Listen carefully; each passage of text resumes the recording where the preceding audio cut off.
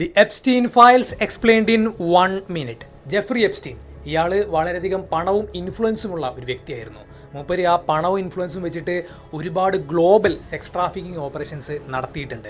1974 ന്യൂയോർക്കിലെ ഡാൾട്ടൺ സ്കൂളിൽ ഫിസിക്സും മാത്സും പഠിപ്പിക്കുമ്പോഴും ഒരുപാട് അണ്ടർ ഏജ്ഡ് ആയിട്ടുള്ള ഗേൾസിൻ്റെ അടുത്ത് ഇൻഅപ്രോപ്രിയേറ്റ് ആയിട്ട് പെരുമാറിയിട്ടുണ്ടെന്നുള്ള അലഗേഷൻസ് ഒത്തിരി ഉണ്ടായിരുന്നു. തുടർന്ന് 2019 ചില വിക്ടിംസ് ഫയൽ ചെയ്ത ലോ സൂട്ടിലൂടെയാണ് 1985 എപ്സ്റ്റീൻ മറ്റ് പലവിധ സെക്ഷൽ അബ്യൂസസിലും ഏർപ്പെട്ടിട്ടുണ്ടായിരുന്നു എന്ന് തെളിയിക്കപ്പെടുന്നത്. 1990s പാം ബീച്ച് എന്ന് പറയുന്നൊരു ബീച്ചുണ്ട് ഫ്ലോറിഡയിലെ.